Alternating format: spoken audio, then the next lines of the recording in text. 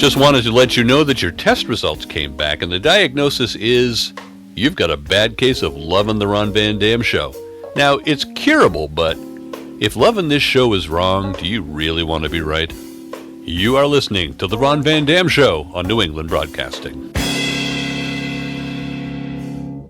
Ron Van Dam is an experienced talk show host. Do not attempt to try this at home.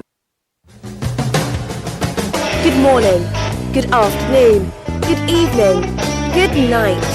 It's the Ron Van Dam Show. Oh no, not again. Hold on tight, things can get a bit weird, if you like that sort of thing. Thank you so much for being here. Oh, listen to me. I have a cold. Oh no. Don't come close to me, don't touch me. Listen to me, my voice is horrible. Oh my God.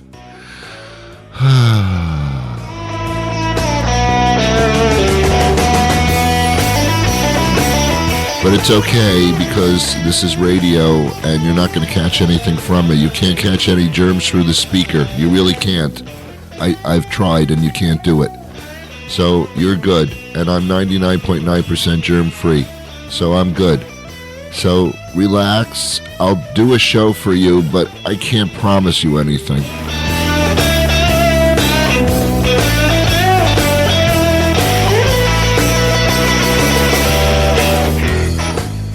I don't know why they call it a cold. I don't feel cold. I feel like I have a cold, but I don't feel cold. I mean, I don't have a temperature. I take my temperature about every 3 hours to make sure I don't have any. Ron, do you have COVID? No, I don't have that. I've got test kits, but I don't have it. The COVID? No, I have no temperature. I have nothing. I just lost my voice. I told you that yesterday on the show. I lost my voice a few days ago. Couldn't find it anywhere. As I said, I found in the couch. I looked underneath the couch cushions because that's where everything is, and I found my keys that I lost like 7 years ago, and I found Jesus. Beyond that, I couldn't find my voice. Still haven't found it. But then, tomorrow I could wake up and feel perfectly fine, and my voice comes back, and my car is inspected, and someone's vacuumed my floor. I mean, anything can happen tomorrow. But in the meantime, I have this voice. I'm doing an impression of a person with a cold. I know. Genius, isn't it? How do you feel? Do you feel okay? Because I care about you in a very unattached, lying kind of superficial way. But that's how we do it. We're human beings and we care about each other. I can't say that with a straight face. My face was not straight when I said that. I was not a straight face.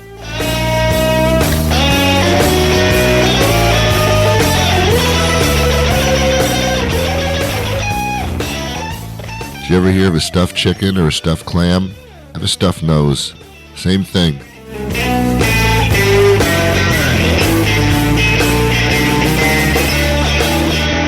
Okay.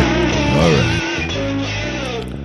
So here's what happens, in case you're interested, and I don't think you are. Well, everybody's had a cold at some point in their life. Some people have one every year, so I'm not telling you anything you don't know about. But here's what happens. I don't know. I don't know what happened. I don't know where I caught this cold. I could have caught it from a number of people hug me for no reason whatsoever. Ron, how are you? Give me a hug. Oh no, I could get sick from you. I don't know if you're sick or not. When you have the germs, you don't feel bad. You don't even know you have the germs, and that's when you're toxic. So I got to stay away from people. I got to go back to my regular thesis that people are not good for you. They're not good for you. People can give you illnesses and viruses. People can also drive you nuts. They can drive you crazy. People can get in the way of you in order to achieve your dreams. There's somebody standing there going, no, I'm not going to make it that easy. People who need people are the luckiest people in the world. Well, that's not true, is it? People who need people are lucky. People who already No people are lucky. I don't know the exact lyrics to that Barbra Streisand song called Guess What People, but I do know. So anyway, I ask you today to bear with me. There is a bear with me sitting right next to me. Say hello, bear. See, there's a bear with me. Yesterday afternoon, I did an interview with a lady who does something miraculous that I would never do. You see, here's the thing. In the morning, I sound horrible, and I do these shows in the morning, every single weekday morning like clockwork. I don't know what that means, but I do them in the morning. By the time the afternoon rolls around, my voice sounds pretty much back to normal, but not completely. So this interview that I did with her, this was yesterday afternoon. We're going to air this now, and she's amazing. She's amazing. What she does is, at one point in her life, she decided, not long ago, to go to the Blue Ridge Mountains. I know. I'm not sure either why. She's a naturalist. She loves to live in places that are wide open, that are untouched by human hands. And she just watches the vegetation, the plants, the trees, and she just makes it as eco-friendly as possible. She clears away the nasty trees, but being careful because sometimes the nasty trees are part of it, and they perform both nasty functions and wonderful functions. I don't know how she knows all this stuff, but she lives amongst nature, and I got to tell you, it's amazing. In my backyard, I have a bird feeder, and for those that aren't familiar with bird feeders, it feeds birds. I don't know how to make that clearer to you. And I sometimes sit there and I watch the bird, not in this kind of weather, but I watch the birds fly in. It's like an airport. It is just like an airport. The birds fly in, they spend a few minutes, and they land on the bird feeder, and they peck away at that stuff, and they eat the food through their beaks. I have bird seed, and I have suet. I don't know what's made up of suet, but I think my mother used to cook with it because it's disgusting. It looks like a block of Crisco that hardened. I don't, ugh. It's like wax junk. But birds love it. What am I going to do? What am I going to do? So I sit there and I watch the birds, and I've realized they're all different species of birds: woodpeckers, non-woodpeckers, blue jays, robins, cardinals, bishops, rabbis. They all go to the bird feeder, and they spend time there, and they're eating, and I feel like, oh my God, I'm feeding them. It's like a soup kitchen here. But I see all the different species. Some of them are fascinatingly beautiful. Birds can fly. People cannot fly. They can if they get in an airplane, but as far as flying themselves, can't do it. You can't do it. You just can't do it. So it's fascinating to watch birds being able to fly. It's the human mind, the human soul has always wished that they could fly. I forgot the L in that one. They could fly. So it's a dream. So I sit there and I watch that, and that's just a small piece of what this lady does, because she just communes with nature, man, and it's like it's amazing. We're gonna meet her. Her husband went with her. What a guy. He must love the outdoors, too. We'll find out. This is how they live, pretty much in seclusion. There's no house near them. They're on the foothills of the Blue Ridge Mountains. Yeah. You know, I think I've told this story before because I've been doing this show for over 30 years, and I must have told you this before, but you probably weren't with me at that time. I did this once. It's before I was hooked up with a female. I decided one day to get away from society. I never really liked society. And as I got older, that kind of bared out very distinctly. I don't care for society. Where there's a lot of people involved, something's going to go horribly wrong. And it always does. I don't want to sound like a pessimist, but I do sound like that, don't I? But I'm an optimist. I always hope and wish for the best. But the human being kind of says, oh, no, no, no, no, you don't. Oh, no, you don't. And that's what they do. It's what they do for a living. So never liked society. So I decided I was going to rent a cabin in western Massachusetts. Actually, it was upstate New York. Excuse me, it was upstate New York. I am so messed up. It's this cold. It was upstate New York. And I went up there and I rented a cabin, but it wasn't a cabin where there were other cabins that other people were renting. It was just by itself. And you could not see another living person or another structure from this cabin. The nearest store was 15 minutes away. And it was on a minor hill, and it was wonderful.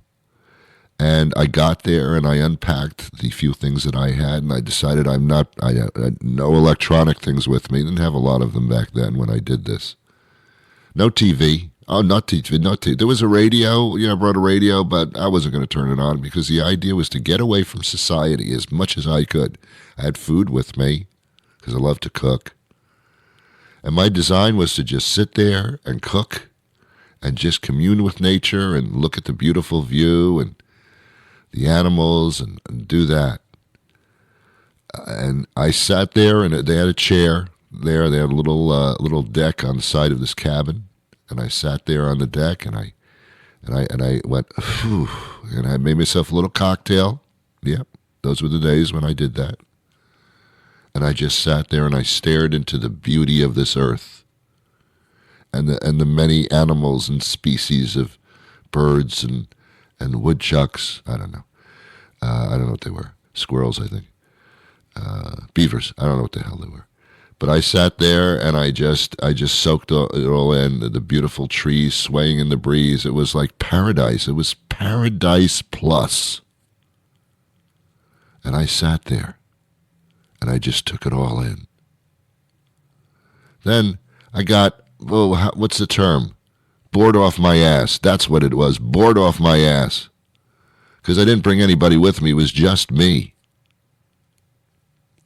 So I sat in this chair and I looked at everything. And after about 10, 15 minutes, I was bored off my ass.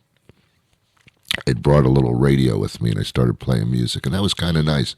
I played very mellow, nice music in the background. And I just stared at things again. I just stared at the mountains in the distance and the beautiful poppy fields and all that stuff.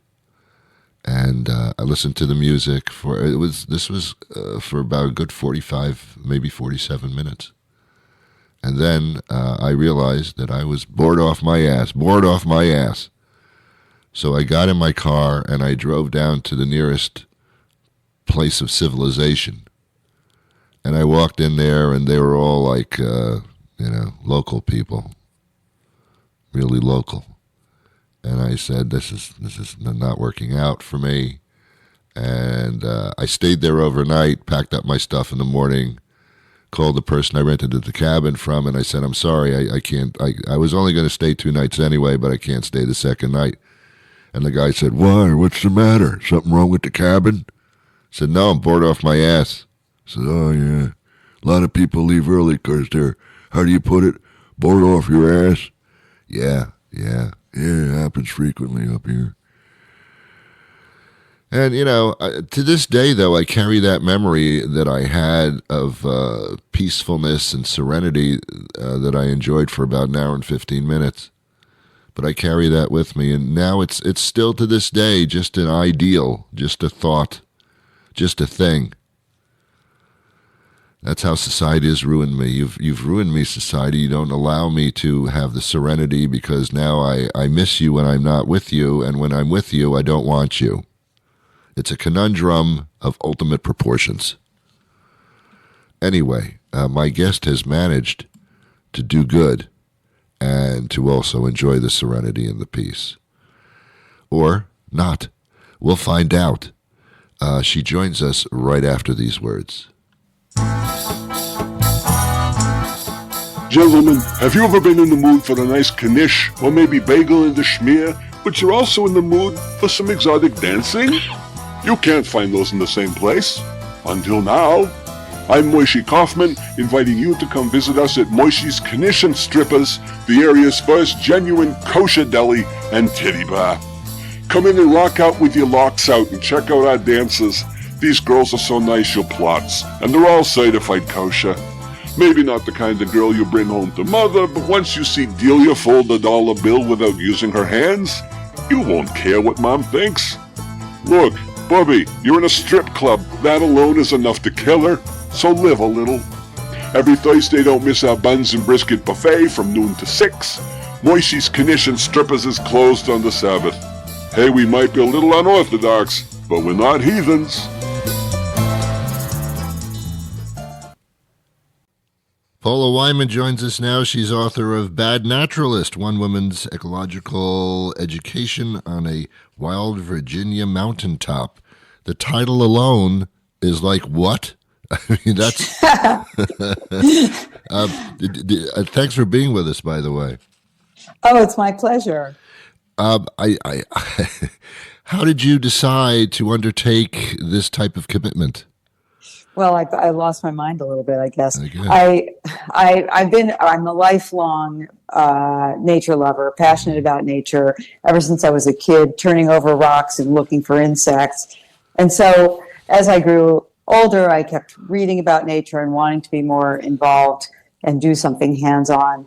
And my husband and I were moving out to the country. We were looking for the farm, and we found this place completely by serendipity. We went up just to see the view and ended up buying it. I don't recommend that, but that's what happened.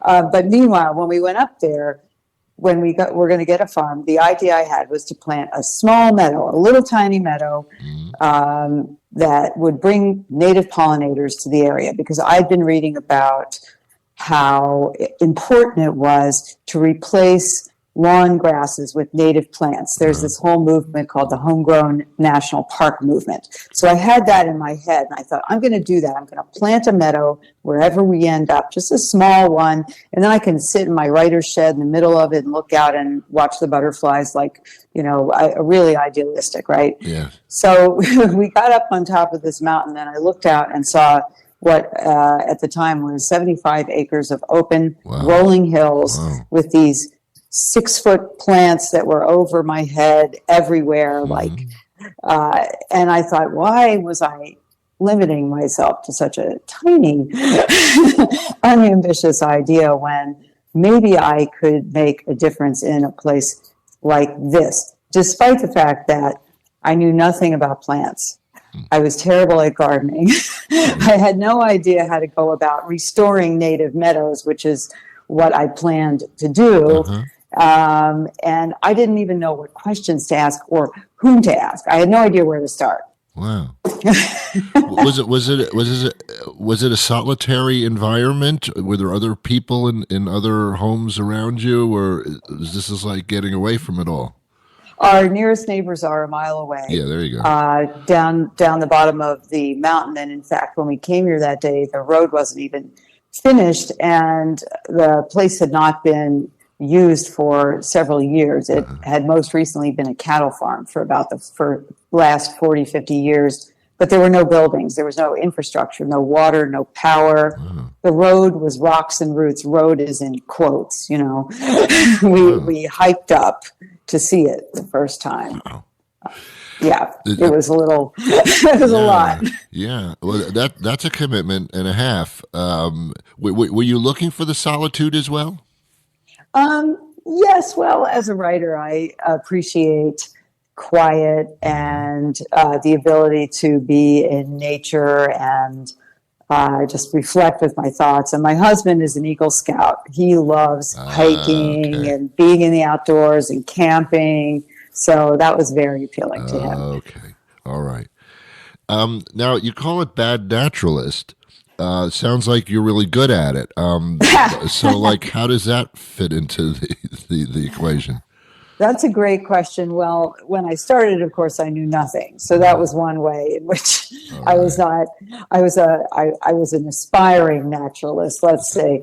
But the other thing was that as I went along, there were many times when I felt like I was just making things worse. My my indecision or my wrong decisions, or, I would spend a whole day doing something that would get undone the next day because plants keep growing. Yeah. It's this weird thing about them. And they'll grow where you don't want them to grow. And this property is 200 acres. So if I'm working on one corner over here, I have no idea what's going on half a mile away, until I go there and see what's happening. And I had this one couple of acres where I spent all this time removing this giant shrub that was creating thickets, that it was an invasive shrub. It didn't belong. Yeah, and so I spent all this time removing this shrub, and then I was really excited a few weeks later to see native plants growing. Yay! So I went on to do other things. And then about a month later, I came back and it had been taken over by an invasive vine. And I thought, why am I doing this? I just made things worse on like acres of this property. And it was very distressing. But then I found out that it's not at all unusual for these things to happen, even to people who are experts. And because you can't really control what's happening, what seeds are waiting under the ground. The only way you can know is by waiting to see what grows. And that's what happened to me. I cleared an area, and whenever you have an area that's been disturbed, it's more likely, that undesirable plants are going to come in, unless you have the seeds of desirable plants waiting in the soil. Yeah, it seems like a conflict in a sense where you're supposed to let it be, but then when you let it be, it overtakes the things that are trying to grow up. It's like it's almost like a monster movie, I guess. It is very much. The fact is that we can't really let it be because we never have. So never in our history.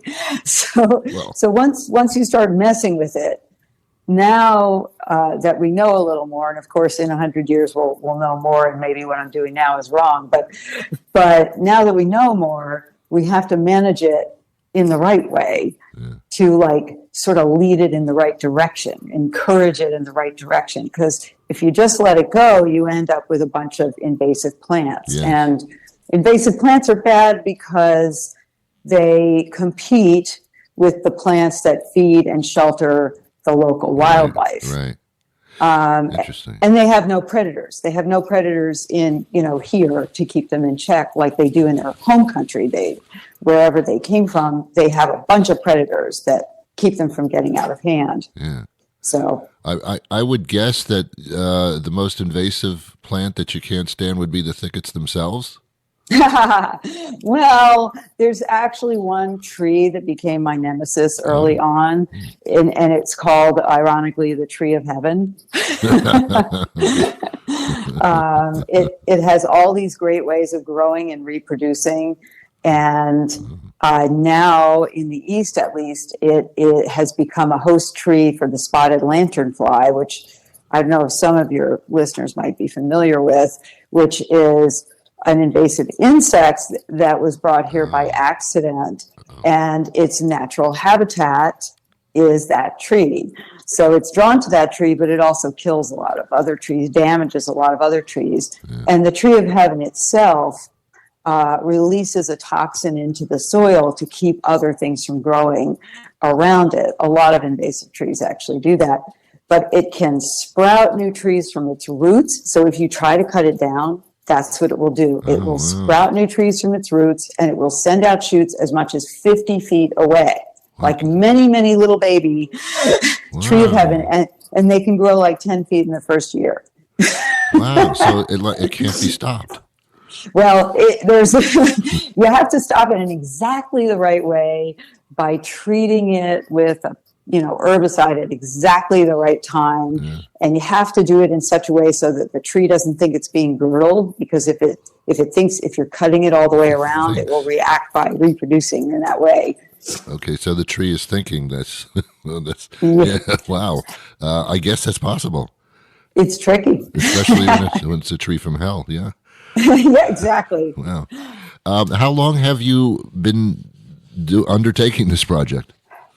Well, I've had the land for just about 4 years, and that's how long I've been working on it.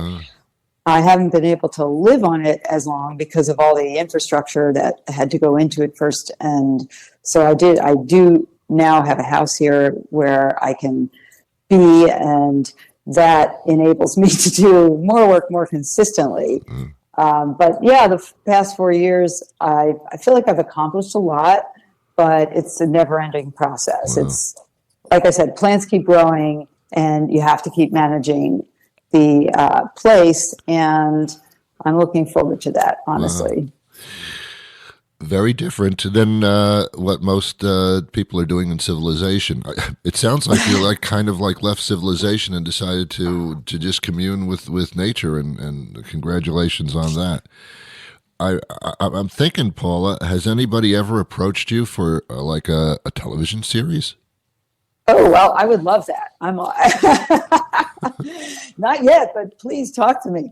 Yeah, I mean, it sounds like it's something that people would not go through unless they could see this, and it might inspire others to be a little bit more conscious of the environment, which is really the base thing that's going on here. So yeah, I mean, I'll talk to some people. This sounds great. Awesome. Yeah. So this is going to be a lifelong work for you. It absolutely is. Yes. And, yeah, go on. No, go ahead. Well, the book is out now, right? Yes, it is. Is there going to be a follow-up book? We'll see. I write a newsletter called the Naturalist newsletter, which is free to subscribe to because, as you implied, the work is never ending. Right. And so even though there's an end to the book, the work keeps going on, and I write about it. I continue to write about it in the newsletter, about what I'm doing here and what I'm discovering. Is this your first actual book? No, this is my second book, but it's my first memoir. It's my first book of nonfiction. My first book was a short story collection. Very cool. Wow. Do you have a particular place where you sit down and write all the time, or can you do this anywhere? I like very much to write in my home office in the house on the mountain because I can look out from there and see the meadow, and I can see part of the Blue Ridge from my window. Wow. So how many structures do you have on the property? Just the one. Just the one. Because even though it was a cattle farm before, the previous owner had divided the property, and all of the farm buildings were in the valley. I see. So there was zero structures up here. I see. How far away is the nearest place to shop, pick up food? It's not too bad. It's about 20 minutes. 20 minutes away. All right. But first you have to get down the hill because the grade on this road is it's like a 20% grade. And right now I'm looking at about 6 inches of snow on it and wondering whether I'm going to go anywhere. Yeah, I would think so. I mean, I've never been to the Blue Ridge Mountains. I've heard about them in songs, but I would assume it could be pretty rugged.